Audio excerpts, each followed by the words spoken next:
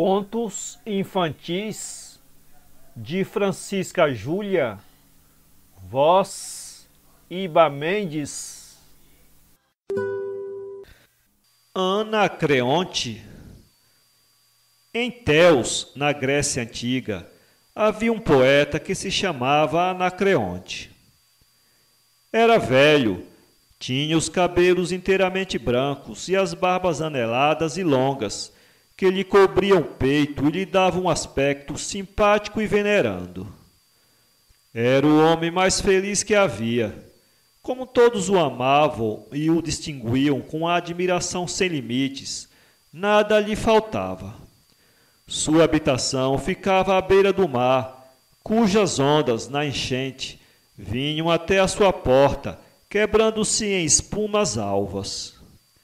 Pela manhã, mal a aurora tinha nascido, as camponesas de Teos vinham em grupo trazer ao poeta o sustento do dia. Uma trazia um cântaro de barro cheio de leite gordo, outra um púcaro de saboroso vinho espumante e frutas de todas as qualidades, outra ainda um vaso de água pura para as abluções matinais do poeta. Depois untavam-lhe as barbas e cabelos com óleos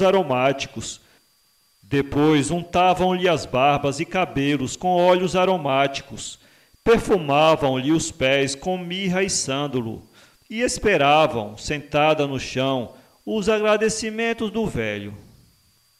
Anacreonte ficava em pé, majestoso na sua inspiração poética e, com largos gestos e voz grave, ia cantando as odes que tinha composto durante a noite, fazendo-se acompanhar a uma lira de prata, cujas cordas desferiam os mais melodiosos acordes. As raparigas subiam em seguida e atravessavam o campo em direção às suas casas, cantando as odes do poeta com suas vozes juvenis. Os camponeses que não podiam ir fazer ao velho a visita matinal, porque os impedia o trabalho da lavoura, a criação das ovelhas e o fabrico do vinho, contentavam-se com o vir ao encontro das moças, para ouvir dos seus lábios as últimas composições de Anacreonte. Assim vivia ele, absolutamente feliz, querido e admirado por todos, preocupando-se apenas com seus versos, indiferente a outros afazeres. Policrato, porém, tirano de Samos, curioso por conhecer o poeta, ouvir-lhe dos próprios lábios a poesia das suas odes, mandou chamá-lo. Anacreonte, uma bela manhã, sobraçando a sua lira de prata encordoada de novo, com sua túnica de púrpura presa aos ombros, uma coroa de pâmpanos e eras em torno à fronte, embarcou numa galera e partiu mar fora. Policrato tinha ordenado que se preparasse um banquete real para festejar-lhe a recepção. Anacreonte apareceu. Todos os que estavam ao redor da mesa, onde se ostentavam as mais extraordinárias iguarias, levantaram-se com as taças transbordantes e gritaram: "Evoé!", que era o grito de satisfação dos gregos. Anacreonte, então, em pé no meio dos convivas, admirável na sua roupagem de púrpura, empunhou o instrumento sonoro, arrancou um acorde e começou a entoar o hino de louvor a Policrato. Seus versos eram tão belos, tão inspirados, sua voz tão clara, que todos estavam suspensos de admiração, embriagados de poesia. Policrato aproximou-se do poeta, curvou-se em sinal de admiração ao seu gênio, deu-lhe uma bolsa cheia de moedas de ouro e disse-lhe: "Toma esta bolsa, é tua, contém uma fortuna. Quero que sejas o homem mais poderoso de Samos. Amanhã cantar-me-ás uma ode igual a essa." Anacreonte agradeceu. À noite, quando se retirou para os seus aposentos, começou a pensar na fortuna que lhe pertencia, nas terras que havia de comprar à beira-mar, plantadas de vinha, nas ovelhas brancas pastando pelos outeiros, no cortejo de escravos que havia de ter, na felicidade, enfim, que lhe dariam aquelas pesadas moedas de ouro. E não pôde dormir, tal era a satisfação de que se achava possuído. Pela manhã tinha um aspecto doentio, os olhos amortecidos. Procurou Policrato e disse: Senhor, aqui está a vossa bolsa e o ouro que ela contém. Não a quero. Desde que a poesia bafejou minha alma, ainda se não passou uma noite em que não compusesse uma ode. Ontem, porém, a riqueza que me destes preocupou tanto minha imaginação que não consegui dormir nem compor a ode que me pedistes. Adeus, quero partir para Teos, pobre como vim, porém feliz na minha pobreza. Para que servem fortunas? Nada me falta. Tenho o bom leite, o excelente vinho, a água fresca para as minhas abluções e a amizade dos meus vizinhos. Esta é a minha riqueza. Adeus.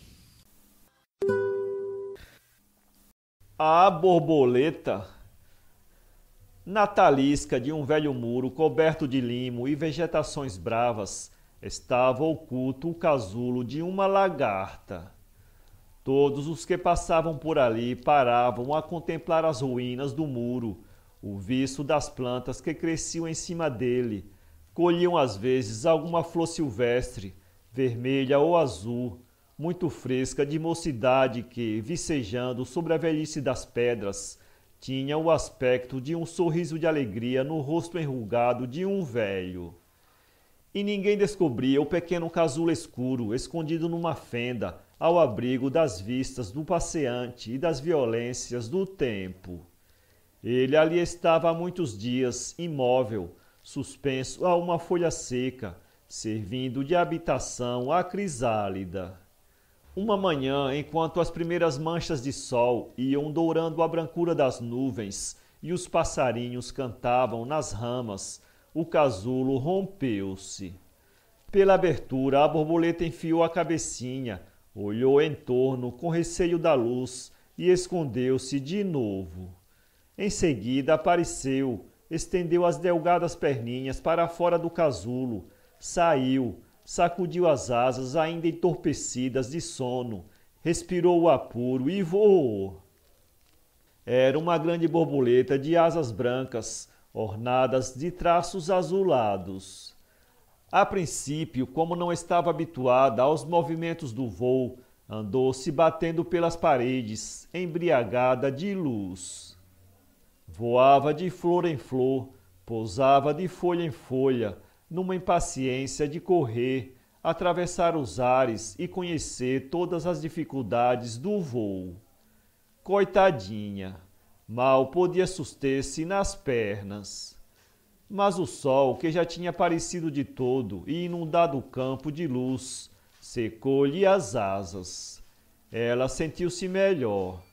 Abriu as asas, tentou o voo e rompeu o ar com uma rapidez de seta. Correu o campo inteiro em todos os sentidos, rodeou todos os arbustos, aspirou o perfume de todas as plantas e veio de novo equilibrando-se no ar em movimentos vagarosos, um pouco fadigada pelo esforço. Pousou em cima do velho muro e a todos que passavam provocava com seus movimentos ligeiros, muito vaidosa da sua beleza, abrindo e fechando as grandes asas como um leque de plumas, ou voava de novo a uma grande altura e ficava suspensa no ar, iluminada de sol. E à tarde, quando o crepúsculo veio descendo, ela teve medo da noite e andou tonta, voando na corrente das brisas, em procura da luz. Um avarento compareceu perante um juiz, um avarento, e queixou-se, com expressões de lástima, de que um homem há muitos anos lhe devia uma certa soma da qual só tinha pago os juros. Vai chamá-lo, disse o juiz. Traze-o à minha presença. Quero saber por que é que ele te não pagou ainda e não posso condená-lo sem ouvi-lo. O avarento saiu e, logo depois, trouxe o devedor pelo braço insultando-o e maltratando-o com crueldade. Ei-lo aqui, senhor. É um mau homem, um péssimo vizinho que não tem nenhuma compreensão do dever, que não respeita as leis e que não me pagou ainda o dinheiro que lhe emprestei generosamente. Fala agora tu, devedor, ordenou o juiz. Por que é que não pagaste a este homem o que lhe devias? Senhor, balbuciou o homem humildemente, eu devia-lhe 100 sequins e ele me emprestou. Paguei-lhe a metade. Depois, como não lhe pudesse pagar o resto, ele cobrou-se por suas próprias mãos, apropriando-se das minhas terras, vendendo os meus frutos, roubando o meu camelo e despojando-me das minhas roupas. Hoje nada mais tenho senão estes andrajos que cobrem o meu corpo e estas mãos para pedir esmolas. Então o juiz, compadecido pela miséria daquele pobre homem e revoltado contra a avareza do credor, voltou-se para este e perguntou-lhe: Que mais queres deste homem? Já o reduziste à mais negra miséria. Sê um pouco piedoso. Desperta na noite da tua alma algum sentimento generoso. Deixa-o ir em paz. Não, senhor juiz. Mas de que modo queres que ele te pague? Quero que ele venha para minha casa para servir-me como escravo até pagar os juros que me deve. O aleijadinho, de quando em quando, nos dias de missa ou de festejos religiosos, enquanto o povo estava aglomerado em torno da igreja, o aleijadinho aparecia, arrimado a uma muleta, e ia implorando esmolas com o chapeuzinho no ar. Todos o conheciam e davam-lhe pequenas esmolas, uma moeda, um pedaço de pão, gulodices, a que ele, com sua vozinha simpática, agradecia, dizendo: Deus lhe pague. O aleijadinho morava no meio de uma floresta, numa choupana coberta de telhas de zinco, com seu pai, que há muitos anos gemia no fundo do leito, entrevado pela enfermidade. O filho era seu único amparo. Levava-lhe a comida à boca, dava-lhe água, os medicamentos que lhe aconselhavam para suavizar-lhe as dores.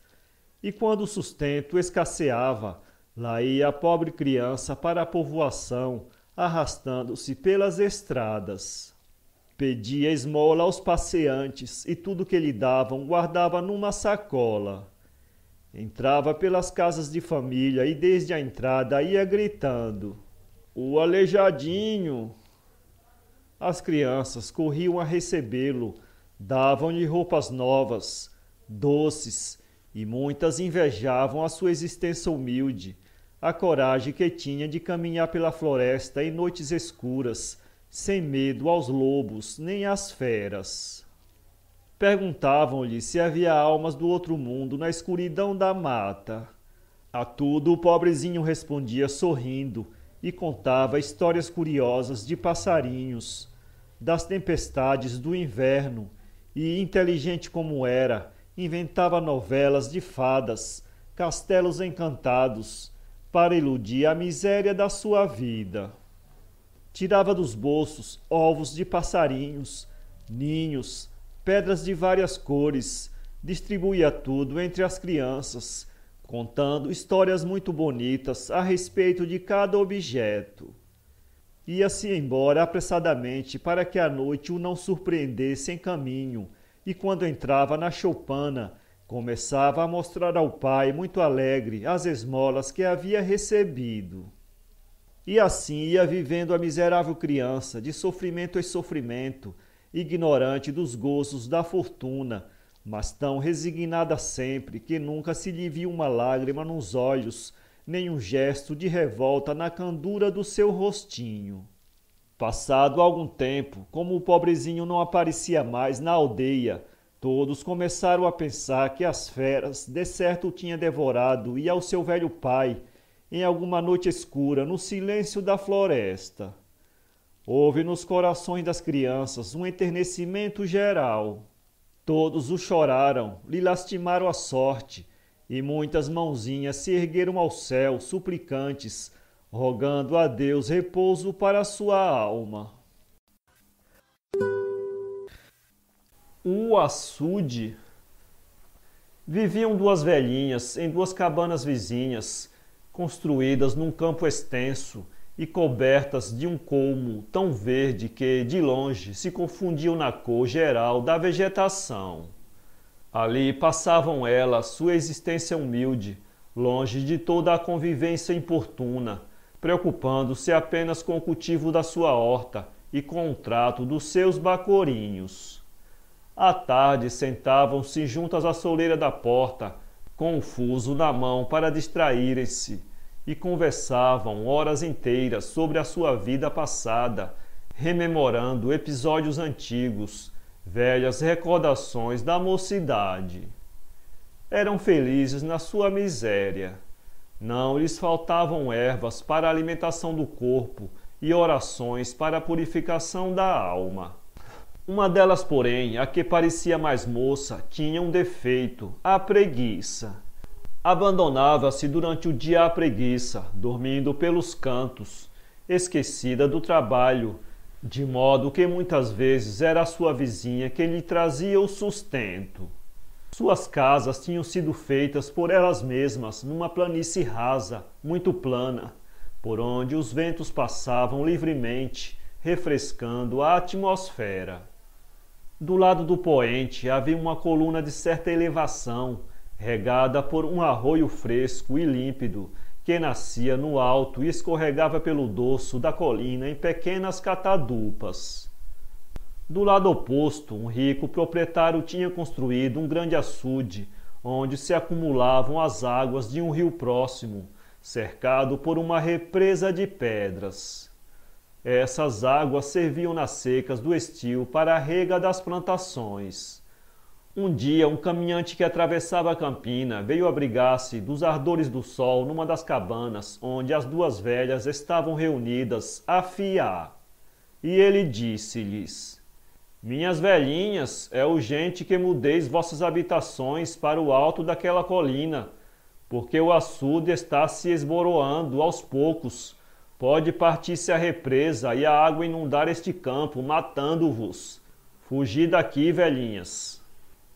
A mais velha, que era solícita e prudente, respondeu: Amanhã me mudarei. A outra, que era preguiçosa, contentou-se com sacudir os ombros, incrédula, e disse: Veremos. De fato, no dia seguinte, mal a manhã tinha despontado, já a velhinha estava tratando da sua mudança, arrancando os batentes da porta, a palha do telhado, e pouco a pouco ia levantando, não sem pequeno esforço, sua nova habitação sobre a colina. Depois de colocado tudo em seus lugares, feita a cerca grosseira que prendia suas aves e bacorinhos, instalou-se descansadamente, livre de todo o perigo. A outra, apesar das instâncias da primeira, deixou-se ficar embaixo e, preguiçosa como era, ia adiando a mudança. Uma tarde, quando o crepúsculo descia e espalhava um aspecto de tristeza religiosa sobre a verdura dos campos, a velhinha, que estava sentada na soleira da sua casa, no alto da colina, viu com espanto a represa de pedras que segurava as águas do açude romper-se com estrondo, cair, dando passagem a uma enorme massa d'água. A água caiu, desceu e veio galopando pelo campo, espumando e roncando, com uma força e ímpeto a que nada poderia resistir. Tudo que encontrava na frente ia torcendo e arrancando. A velhinha preguiçosa deitou a correr, os cabelos soltos, gritando de desespero. Coitada! A água alcançou-a logo, envolveu-a com a sua espuma, arrastou-a nas ondas e levou-a, morta já, até a outra extremidade do campo. Sua companheira, que tinha ficado ao abrigo do perigo, por ser cuidadosa e prudente, elevou as mãos ao céu num resignado gesto de súplica. A Iara. Rio abaixo descia a veloz igara impelida pelo remo. Um moço tapuio, belo como os mais belos da sua tribo, robusto e valente, cantava à proa, a meia voz, uma canção melancólica, em que dizia os combates que ferira contra as tribos inimigas, as mágoas que sofrera longe dos seus, nas perigosas caçadas pelo sertão bravio. A igara corria, as águas espumavam em torno. A tarde ia descendo. Uma tristeza crepuscular invadia as várzeas. Pássaros selvagens recolhiam-se em bando, vagarosamente, as asas abertas, cortando o ar em longos e regulares giros. O sol há muito tinha caído. A lua do alto espiava, destacando-se na transparência do azul como uma mancha luminosa. Tapuio! Tapuio! Volta à tua canoa! Corta a correnteza das águas, foge e entra na taba dos teus pais antes que a noite chegue. Durante a noite, sob a claridade pálida da lua, a Iara aparece à flor d'água. Ela tem os cabelos loiros como as barbas do milho, os dentes brancos como o granizo que cai com as grandes tempestades, os olhos azuis como o céu nas madrugadas do verão. Não te aproximes dela, Tapuio. Em seu palácio encontrarás a morte. Foge, Tapuio, foge! A Iara atona do rio, o corpo envolvido na onda dos cabelos de ouro, a cabeça airosa apoiada numa das mãos, tem os olhos fixos no céu, embevecida na contemplação dos astros. Há um grande silêncio, as folhagens estão mudas, a viração que passa é tão leve, tão branda, que as toca apenas sem as agitar. A igara continua a correr rio abaixo, impelida pelo remo. A Iara canta. Nunca olhos humanos fitaram beleza igual à minha. Minha boca é perfumosa como a flor do vale rociada da neblina matinal. Todas as noites, à flor d'água, acordo o silêncio da mata com as sonoridades do meu canto. E quando o sono me vence e me vai obrigando a fechar as pálpebras, desço ao meu palácio de ouro, que fulgura no fundo do rio, onde se acumulam os maiores encantos da terra. O tapuio apareceu. Aproximou-se cada vez mais, os olhos presos na Iara, fascinados de admiração e espanto, deslumbrados de encantamento.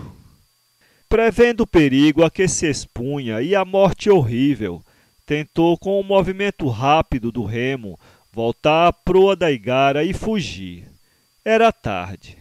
Seus músculos estavam frouxos, seus braços pendiam amolecidos de cansaço. E a Iara foi-se chegando a ele, resvalando de onda em onda. O tapuio resiste, ela agarra-o, envolve-lhe o corpo na túnica longa dos cabelos e leva-o para o fundo do rio. As águas abriram-se, espumaram, fecharam-se sobre os dois e foram escorrendo pelas várzeas em flor. Um maníaco via-no sempre por montes e vales, exposto à chuva que lhe encharcava as roupas, ou ao sol que lhe queimava a pele, curvado, com os olhos fixos no chão, como quem procura um objeto perdido. Na primavera, quando os rosais da cerca estavam floridos, os campos verdes e os passarinhos alegres, cruzando-se no ar numa revoada feliz, o pobre rapaz passava, atravessava as campinas, subia as montanhas indiferente à beleza da paisagem, os cabelos voando ao vento. Quando se sentia muito fadigado, sentava-se na ponta de uma pedra e adormecia. Alimentava-se de frutas silvestres, bebia água à nascente dos ribeiros e à noite abrigava-se debaixo de uma árvore ou no fundo de uma gruta, como um animal selvagem. Um camponês que o conhecia chamou-o um dia e perguntou-lhe com curiosidade: Ó rapaz, que andas fazendo pelos campos e bosques todos os dias, exposto ao sol e à chuva? Procurando tesouros. E tens alguma esperança de achá-los? Sim, afirmou o moço com convicção, correndo os olhos pela extensão das campinas. É melhor, disse o Campônio em tom de conselho, que mudes de vida.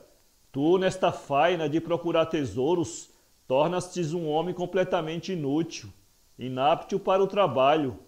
É melhor, pois, que te esqueças dos tesouros, que os não há, e procures outro gênero de vida em que aproveites a tua inteligência e o teu trabalho.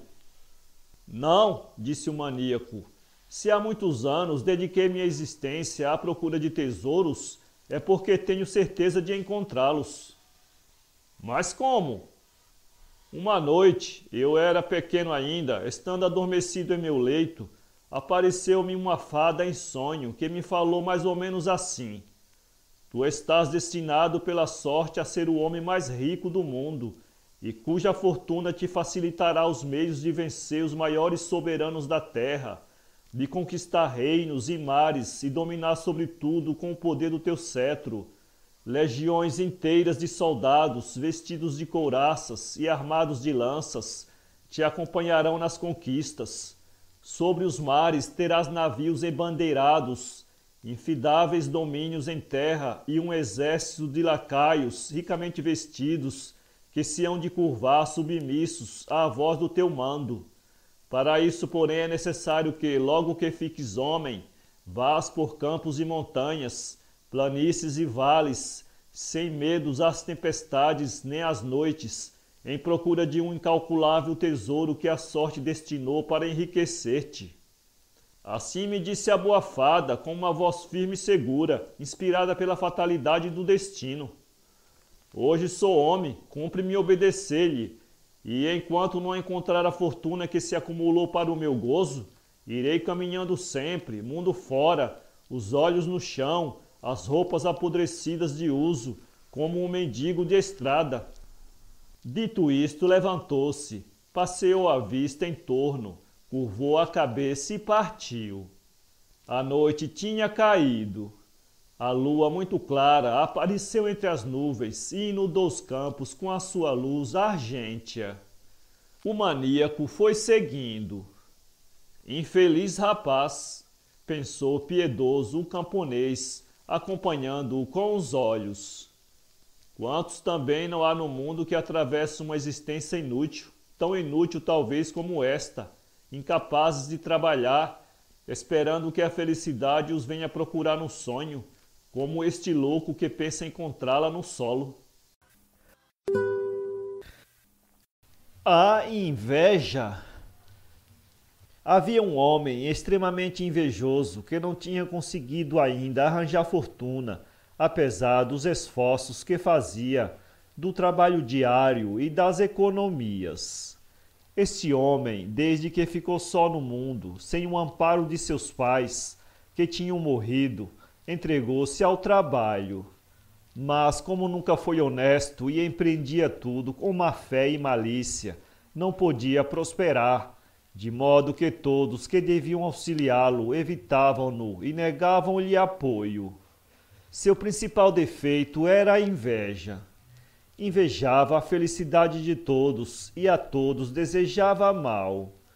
Se o seu amigo prosperava, cercava-o de pequenas intrigas, maculava-lhe a reputação até vê-lo empobrecer. Um dia, cansado dos sofrimentos e humilhações por que tinha passado até então, revoltado contra a sorte que lhe era tão adversa, mudou de terra para recomeçar a vida. Entregou-se na casa de um rico moleiro. Sua ocupação era pastorear as ovelhas, tomar conta do celeiro à noite, evitando a voracidade dos ratos que tudo destruíam. Trabalho suave esse que lhe rendia algum dinheiro e um tratamento relativamente bom, porque o seu patrão era generoso. Assim viveu ele por muitos dias, feliz, alimentando-se bem e fazendo as economias a que estava habituado. A inveja, porém, começou a dominá-lo de novo, a envenenar-lhe a alma, obrigando-o a revoltar-se contra a crescente prosperidade do seu amo. À noite, fechado em seu quarto, estorcia-se no leito, espumava de raiva, fantasiava altercações com o moleiro, dirigia-lhe impropérios e a inveja ia-o tornando mal cada vez mais. Daí em diante já não importava com o trato das ovelhas, deixando que se desgarrassem do rebanho ou que morressem de peste por falta de cuidados. Agitava a água da azenha, tornando-a suja. Abria a porta do celeiro para dar entrada aos ratos. Tudo isso ele fazia no intuito de empobrecer o moleiro, fazendo-lhe esses males, causando-lhe prejuízos diários. Mas o proprietário, que já tinha percebido os maus sentimentos do seu empregado e observado a sua inveja, chamou-o à sua presença e falou-lhe duramente: Tu és um mau homem. A princípio conseguiste iludir-me com tua falsa solicitude, com teu fingido amor ao trabalho. Agora te conheço melhor, porque de uns tempos a esta parte tenho observado a baixeza de tua alma e a inveja de que está penetrada. De hoje em diante ficas dispensado do serviço da minha casa. Vai com Deus. E despediu-o depois de lhe haver pago o que lhe devia, dado alguma roupa e conselhos úteis de moral. O nosso homem saiu de cabeça baixa, coberto de vergonha e humilhação, e jurou vingar-se. A noite tinha caído de todo. Não havia uma estrela no céu. Tudo era propício para a realização dos seus desígnios criminosos. Armou-se de um punhal e encaminhou-se para a casa do moleiro. Tudo, porém, estava fechado e ele receava acordar os cães, que eram bravos. Então, mudando de estratégia, resolveu vingar-se de outro modo: quebrar a roda do moinho. E partiu, pé ante pé, de cócoras, para confundir-se com o mato e aproximou-se do moinho para quebrar-lhe a roda. Como era dotado de muita força, agarrou num dos raios, suspendeu-se e, com o auxílio dos pés, pensou quebrar um por um todos os raios. Estava nessa posição quando um grosso jato d'água se desprende de cima, apanha a roda, fala virá impetuosamente e mata o desgraçado sem lhe dar tempo de gritar por socorro. No outro dia, quando o moleiro soube do ocorrido, ergueu as mãos ao céu e rogou a Deus repouso para a alma daquele infeliz. O Rei Fantasma. Quem é que cavalga a esta hora na escuridão da noite, sob a chuva que cai e o vento que uiva?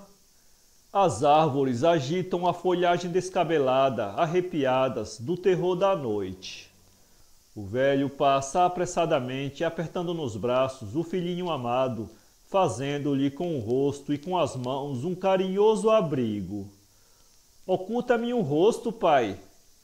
Para que queres que te oculte o rosto, filho? Não vês o rei envolvido em seu manto de púrpura, brandindo um cetro como um louco? Não tenhas medo, filho, é uma nuvem e mais nada. É uma nuvem que estremeceu a fúria do vento e que se desfez em água.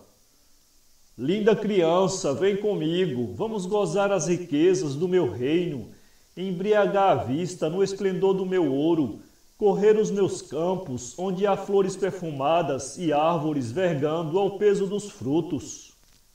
Pai, pai, não ouves o que o rei me promete em voz baixa? Não é nada, meu filho, é o vento brando que murmura nas ramas e que resvala nas folhas, e mais nada. Filho, não tenhas medo. Criança linda, queres vir comigo? As minhas filhas são claras como a neve e têm cabelos loiros como o sol. Elas te conduzirão à dança noturna em companhia das fadas do bosque. Elas te ensinarão brinquedos nunca vistos e te farão passear numa barquinha azul sobre as águas do lago. E tu hás de adormecer ao canto e sonhar sobre seus afagos. Pai, pai, não vês as filhas do rei dançando lá embaixo na planície, vestidas de branco, com os rostos escondidos nos cabelos? Meu filho, eu vejo bem, são os salgueiros distantes, embranquecidos de neve, que o vento agita e balança, e mais nada.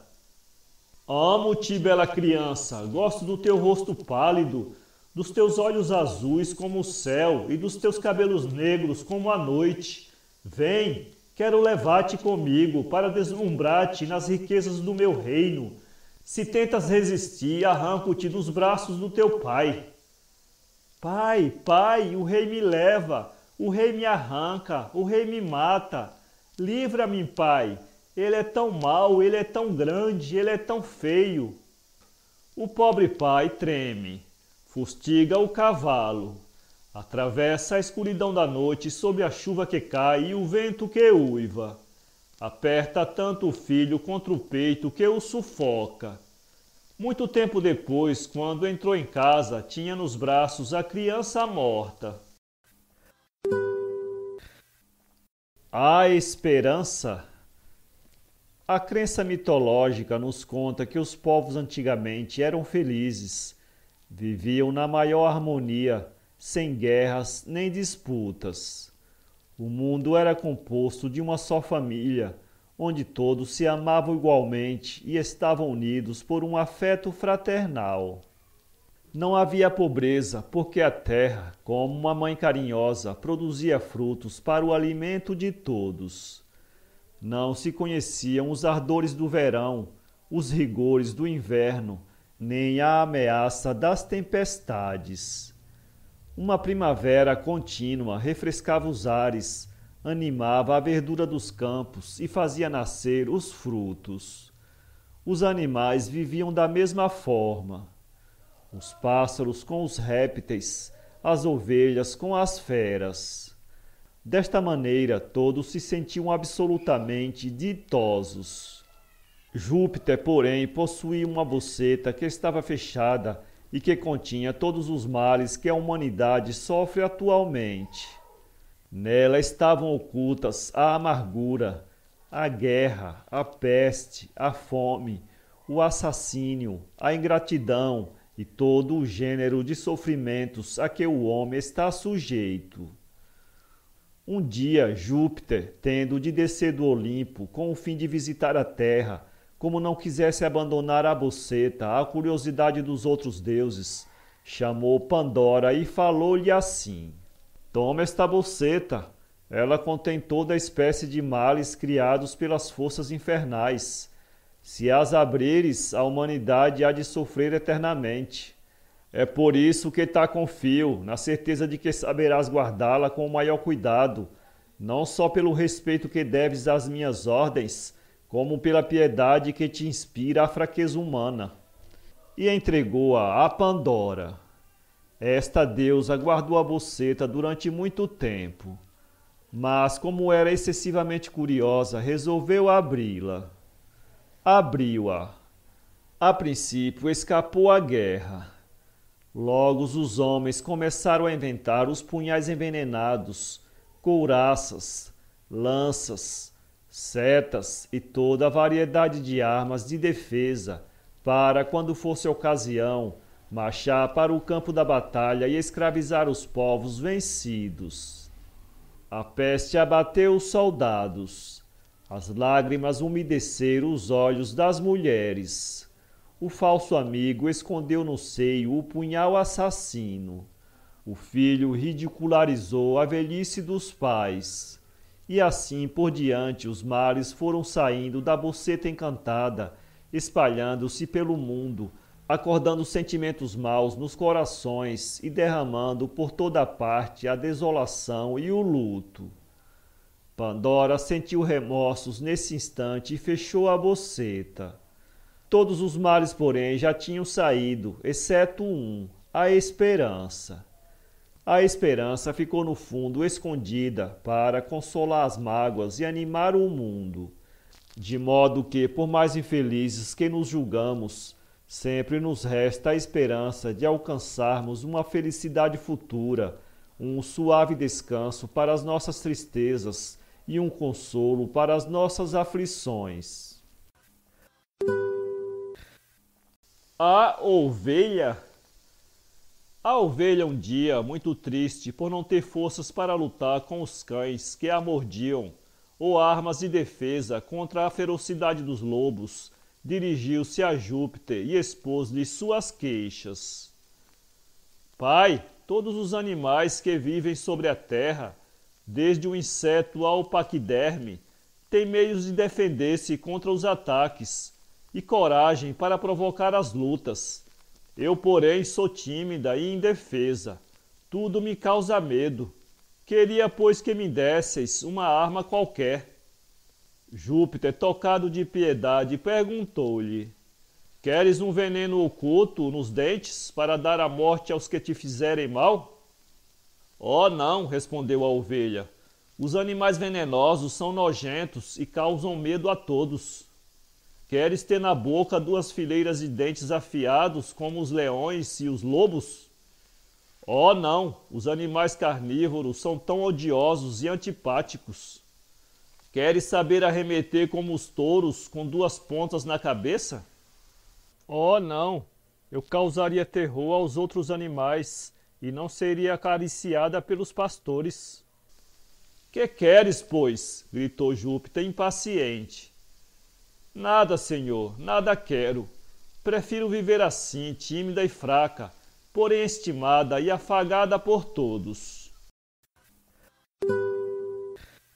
O monge. Uns mercadores, com suas malas às costas, caminhavam em direção à cidade para vender suas mercadorias. Mas a viagem tinha sido longa e eles estavam cansados. Tinham atravessado campos, galgado montanhas e sentiam já tanta fadiga que resolveram sentar-se sobre a relva para descansar.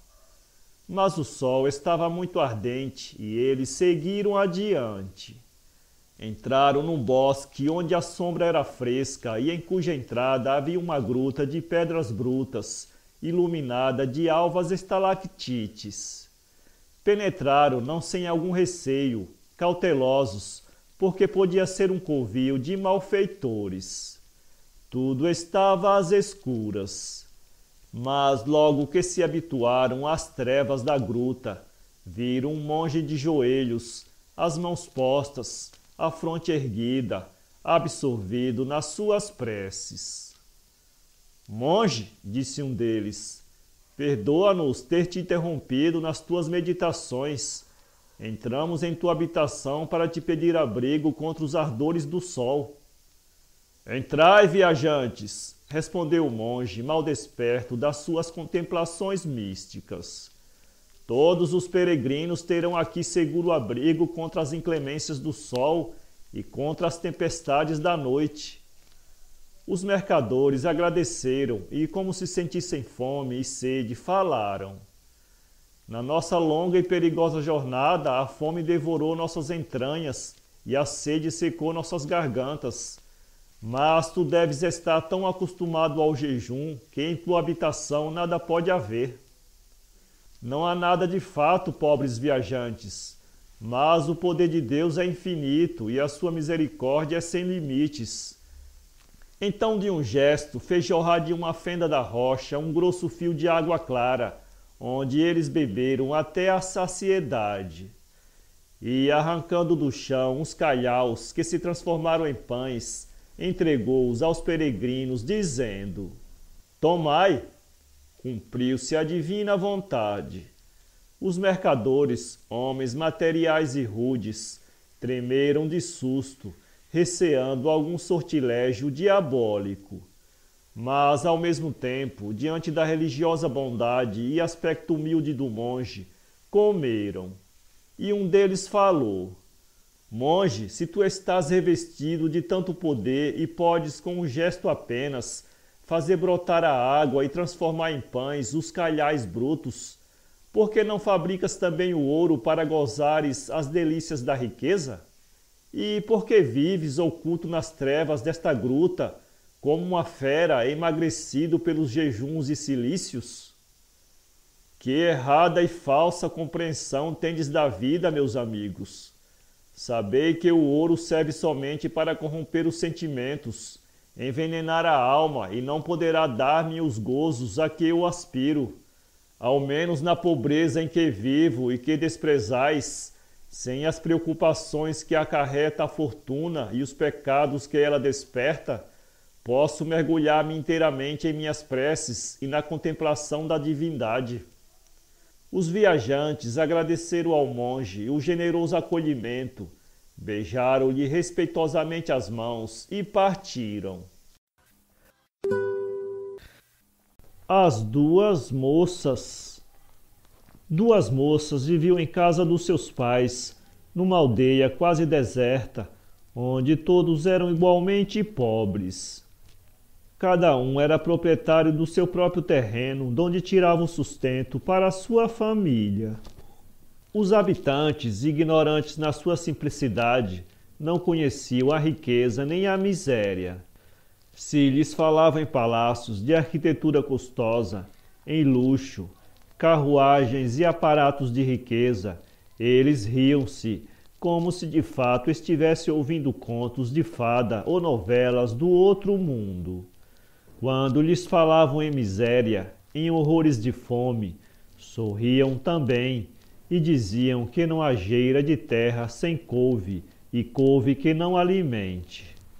Este povo era tão simples que dormia com as portas abertas, sem receio aos ladrões e malfeitores, porque não acreditava na existência dessa gente. Essas duas moças é que estavam incumbidas do trabalho da casa, plantio das hortaliças, criação das aves, porque seus pais já eram velhos e inaptos para qualquer serviço. Uma delas, Rosa, quando toda a família estava reunida ao redor da mesa, conversando sobre assuntos domésticos, como as próximas chuvas, a surribação da terra, a peste das galinhas, ergueu-se e falou assim: meus velhos pais e minha boa irmã, vou deixá-los por algum tempo. Estou cansada desta vida monótona, sem futuro, desta pobreza geral em que cada qual tem de trabalhar para comer. Eu nasci para uma existência mais luxuosa e de mais conforto, onde tenha carruagens para exibir a minha formosura, palácios para mostrar minha elegância, e leitos de seda e púrpura para afogar minha preguiça. Adeus! Todos começaram a chorar, as faces escondidas nas mãos, sufocados pelos soluços. O velho falou com amargura: ingrata filha, vai, sê feliz, que os teus desejos se cumpram e que a fortuna espalhe riquezas pelo teu caminho, como um semeador lançando grãos sobre um terreno fértil. Porém, que as saudades de teus velhos pais, que abandonaste, e da pobre aldeia em que nasceste, arranque lágrimas a teus olhos, suspiros a teu peito e ofegos a teu coração. Então a boa filha, que tinha ficado, depois de abraçar os pais, prometeu-lhes com amor que nunca havia de abandoná-los, que havia de ficar sempre na companhia deles, como um consolo à sua velhice. Os tempos passaram. Um dia, um rico lavrador, moço ainda e extremamente belo, passou por essa aldeia, enamorou-se desta pobre rapariga e pediu-a em casamento. Os velhos consentiram. Era a felicidade esperada por tanto tempo que lhes entrava em casa. Enriqueceram. E Rosa, que fora tentar fortuna, voltou mais pobre ainda, coberta de andrajos, os pés descalços. Os pais, quando a viram, abraçaram-na chorando, sensibilizados pelo aspecto humilde das suas roupas e da sua fisionomia. E perguntaram-lhe: onde está a tua riqueza, Rosa? Na experiência, meus bons pais, na miséria que sofri, na fome que me devorou as entranhas. Se eu soubesse dos sofrimentos por que havia de passar, não vos abandonaria e deixava-me ficar convosco. Os meus sofrimentos datam da minha partida. A riqueza das donzelas está no carinho dos seus pais. Os dois mendigos. Caminhava pela estrada real um moço de aspecto nobre, feições agradáveis, e trajava de maneira modesta, porém distinta. Tinha os cabelos enrolados em anéis que lhe cobriam o pescoço e um ar simpático que conduzia bem com a graça natural da sua pessoa. Seu principal encanto estava com certeza nos olhos claros, de uma expressão infantil, penetrados da mais encantadora doçura. Caminhava distraidamente, os olhos fixos no chão. Em sentido contrário, vinham dois mendigos maltrapilhos, as roupas esburacadas, animados aos bordões, a cabeça caída para a frente, como vergados ao peso dos anos. A idade e o sofrimento tinham-lhes arrancado os cabelos, cavado grandes rugas na face e enfraquecido todos os músculos. Como tivesse caminhando muito, tinha os pés inchados e umedecidos do sangue que vertiam. Sentiam fome, estava extremamente pálido, os passos trôpegos, os lábios trêmulos, de modo que nem podiam falar, mas apenas balbuciar como as crianças. O vento impiedoso impelia-os para a frente, forçando-os a andar depressa e fazendo-os tropeçar nos calhaus da estrada. Quando se aproximaram do moço, caíram de joelhos, mais por cansaço do que por desejo de implorar a piedade, e gemeram ao mesmo tempo. Uma esmola, Senhor! O moço sentiu as lágrimas empanar-lhe a vista e, penetrado de compaixão, apalpou os bolsos. Mas, como encontrasse apenas uma moeda e a justiça divina manda que se distribua a esmola em partes iguais, disse com malícia: Perdoai-me, pobres velhos, a vossa miséria sensibilizou minha alma e acordou soluços em meu peito, porém não tenho R$1 para consolar vossos sofrimentos. O primeiro olhou o rapaz com mal contido rancor, os olhos entumecidos de cólera, e gritou, brandindo o bastão com a pouca de forças que lhe restavam: Maldito sejas tu, e malditos todos os teus, que o fogo devore a tua propriedade, que as águas engulam a nau em que embarcares, que teus afetos pereçam, e que um vento de desgraça passe sobre a desolação da tua existência. E partiu. O outro velho fitou com ternura a face do jovem e falou-lhe: Sê feliz, mancebo, que as minhas mãos trêmulas possam tirar de sobre tua fronte as pragas do meu companheiro, que a tua propriedade seja firme, que as águas sejam mansas na tua viagem e que a bênção do Senhor esteja sempre suspensa sobre a tua cabeça. Então o moço tirou do bolso a moeda de ouro e deu-a ao mendigo. Assim devemos praticar sempre. Nunca devemos dar esmola, principalmente quando o nosso dinheiro é escasso, sem observar se a pessoa que nos pede é merecedora da nossa piedade. O curandeiro.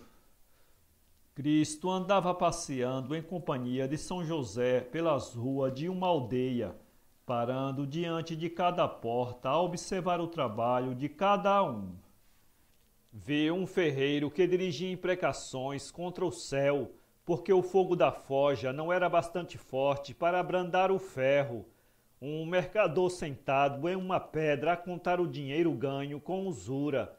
Um ladrão que passava, de ar humilde de mendigo do templo, esfarrapado e imundo, ocultando sob os andrajos os produtos do seu roubo. Viu com horror alguns garotos apedrejando um velho estropiado, cães sem dono, magríssimos, uivando de fome pelas ruas, e lazarentos raspando as chagas com cacos de telha. Que gente ímpia!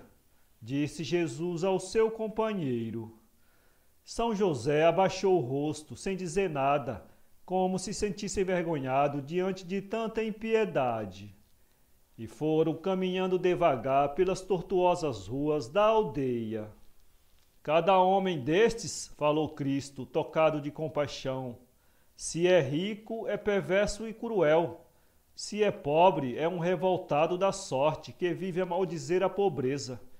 Parece que um gênio mau ou que a cólera divina derramou sobre esta miserável terra o aluvião de todos os pecados. Pobre gente! Bem difícil seria arrastá-la ao bom caminho.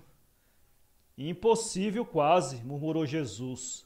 Mas, enfim, para que se não diga que a nossa visita foi inútil e sem proveito, vamos ensinar a virtude com um bom exemplo ao primeiro que aparecer. Nesse instante, eles tinham passado diante de uma porta, onde um curandeiro se anunciava com grandes gritos, dizendo-se milagroso. Pararam. Cristo ouviu seu pregão e perguntou-lhe: em que consiste as vossas curas milagrosas? E por que é que vos apregoais como o primeiro curandeiro do mundo? Que virtudes têm os vossos remédios e a vossa ciência? Que mágico vos ensinou tanta sabedoria? Mostrai-me vossas virtudes todas para que eu vos acredite. O homem começou a enumerar com orgulho as curas que praticara.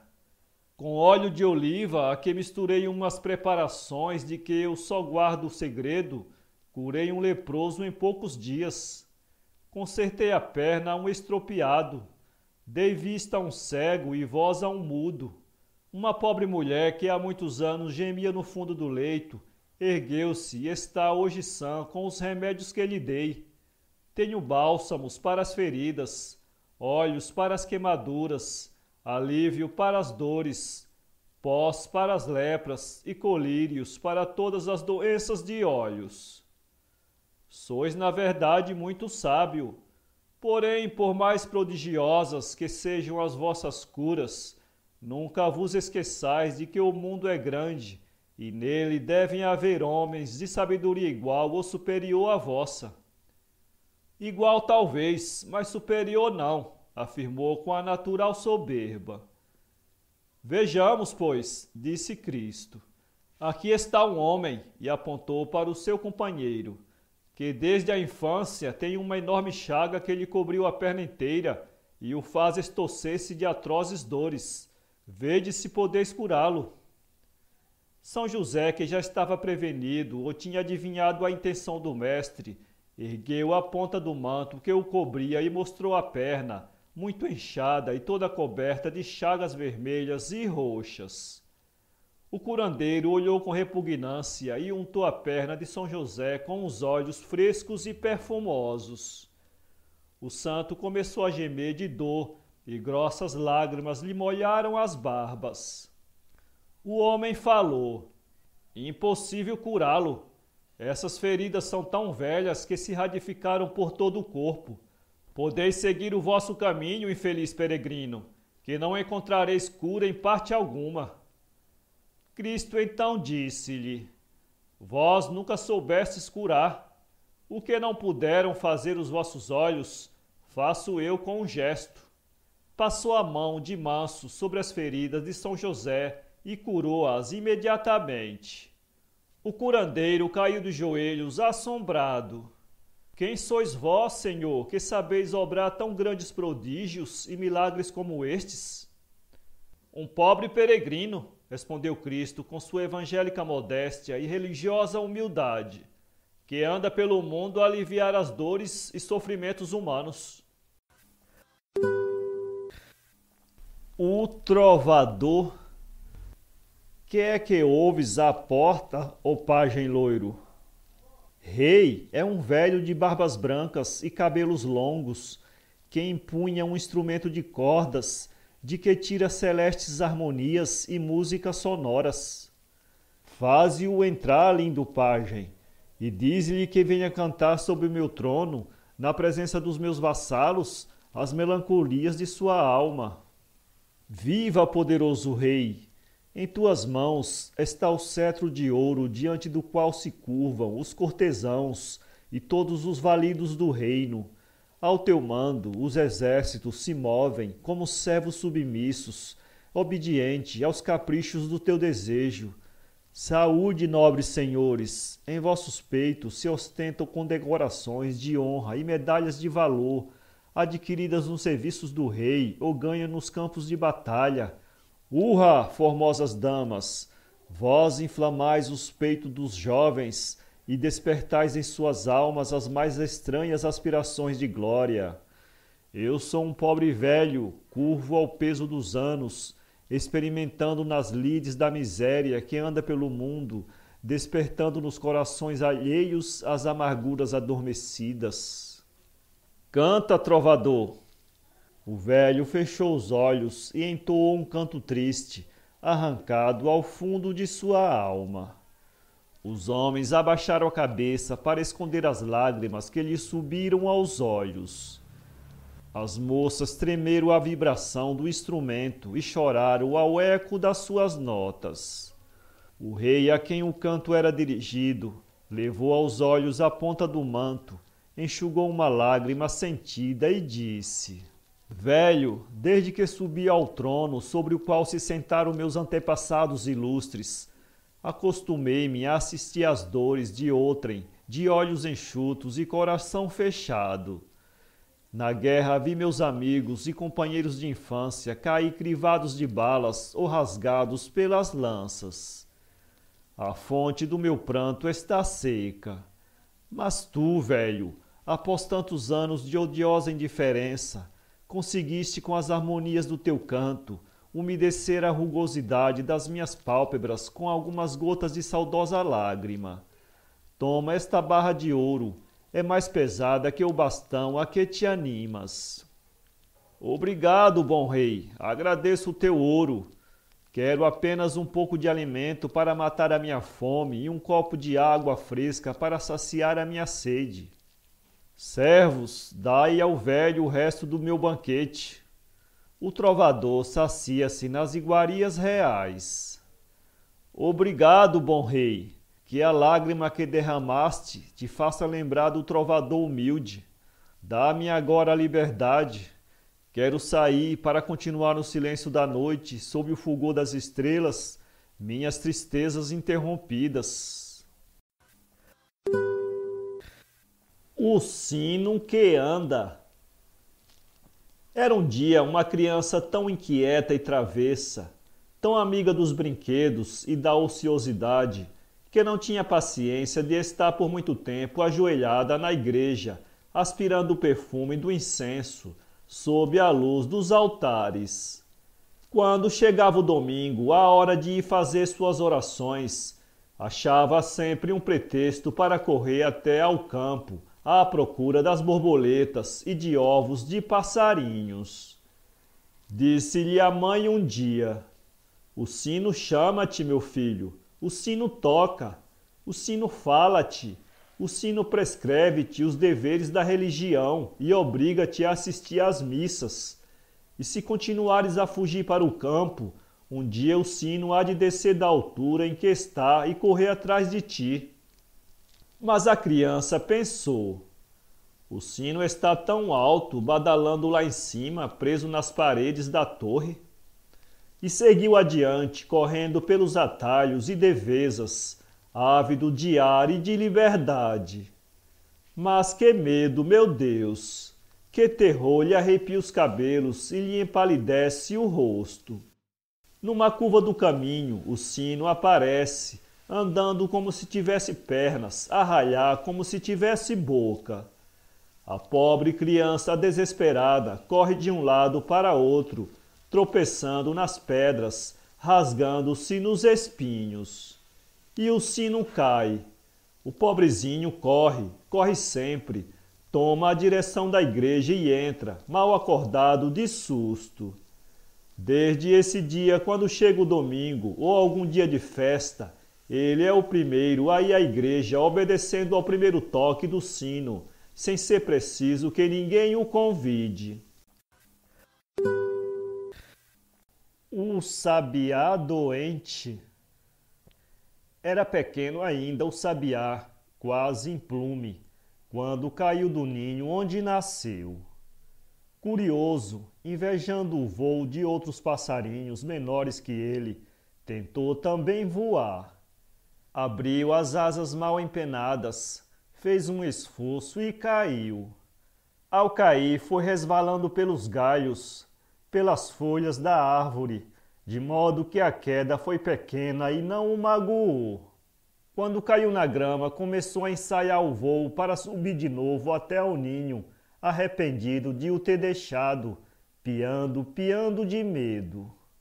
Um homem que passou levou-o consigo. O passarinho cresceu preso na gaiola. À tarde, quando os outros pássaros cortavam o ar em busca do repouso, ele sonhava com a tepidez do ninho escondido num galho, perdido no meio do bosque. Léguas em redor tudo era verde, coberto de folhagens que o vento agitava. Além, escorregava entre fileiras de murta seixos. O ar livre do campo, a frescura das manhãs, o marulho das folhas, tudo acudia ao seu espírito, o fazia sonhar por muito tempo, arrancando-lhe da sonora garganta as mais angustiosas queixas. E com a cabecinha no ar, os olhos cerrados, os nervos agitados de comoção, traduzindo a tristeza que o invadia, cantava horas inteiras, às vezes triste, alegre às vezes, executando escalas e gorjeios, ou prolongando numa nota toda a amargura de sua alma. Os que lhe ouviam canto paravam a escutá-lo encantados. Assim viveu o sabiá por muitos anos, sempre preso, sem conhecer a liberdade de que gozam os outros pássaros que ele via através da grade, a uma vertiginosa altura, espalhados pelo azul. Voar! Quem lhe dera também um dia em que a porta da prisão amanhecesse aberta, fugir e de asas estendidas, voar, e muito alto, e gozar até a embriaguez da vertigem de luz que deve haver lá em cima. E o pobre pássaro sentia no corpo extremações de ânsia, agitações de desejo, e abria as asas. Mas a ilusão desfazia-se e ele fechava-as de novo, recolhendo-se à sua tristeza de encarcerado. Então passava que, quando ficasse velho e sua voz se tornasse rouca, haviam de apiedar-se dele e dar-lhe a tão desejada liberdade. Vivia dessa esperança. Envelheceu. Sua vista foi se escurecendo aos poucos. O sabiá estava cego. Uma manhã, passeando pelo chão da gaiola, aproximou-se da porta como de costume, a sentir se estava aberta. Estava aberta a porta. Pôs a cabecinha de fora, aspirou o ar, agitou o corpo, sacudiu as asas entorpecidas pela velhice e quis voar. Mas, como já estava cego, teve receio de bater-se contra a parede, no ímpeto do voo, em vez de tomar a direção do campo. Então recolheu-se de novo e chorou abundantemente. Daí em diante, nunca mais da sua sonora garganta saíram os gorjeios de outrora. Patriotismo? Eram poucos já os soldados que defendiam a fortaleza, o último reduto aonde se foram abrigar para fugir à morte. Eram os derradeiros homens que restavam. O exército que tinha ficado em terra foi barbaramente destruído pelo ímpeto inesperado do inimigo, superior em número e em armas. Os destacamentos todos foram atacados ferozmente e aprisionados os míseros soldados. Alguns passados pelas armas, outros mais maliciosos conseguiram fugir sob a chuva das balas. Muitos caíram na fuga, mortos, ou arrastavam-se feridos. Um vaso de guerra, apesar de sua couraça de aço, e que todos julgavam inexpugnável, recebeu em pleno costado uma bala e desapareceu nas ondas. Nada mais restava, pois, de toda a força armada para resistir ao embate do inimigo que aquele punhado de soldados heróicos, embriagados de pólvora e de cólera, que por trás das muralhas da fortaleza se abrigavam da fuzilaria inimiga. A muralha era alta, toda de pedra e cal. As balas que vinham raspavam pelas pedras, arrancando-lhes estilhaços.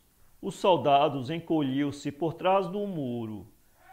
Se algum imprudente ou curioso erguia a cabeça para ver o movimento e a aproximação dos navios, caía imediatamente crivado de balas. A situação era angustiosa e desoladora. Mas no centro da fortaleza, erguido no topo do mastro, dominando o mar, ainda se ostentava a bandeira, tremulando ao vento, como o último soluço da pátria. Em torno dela gemiam os moribundos, choravam os desesperados e estorciam-se os feridos. Houve um momento em que uma bala certeira cortou a corda a que a bandeira estava suspensa. Esta soltou-se, equilibrou-se no ar, desdobrou-se, ondulando ao vento, e foi caindo aos poucos.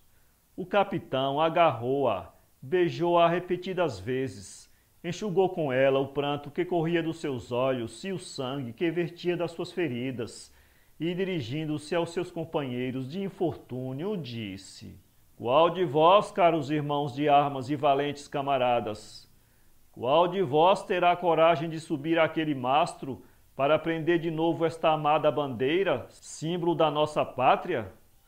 Todos gritaram ao mesmo tempo, ansiosos por arriscar a vida e desejosos de praticar esse tão nobre e perigoso ato. O capitão tirou a sorte.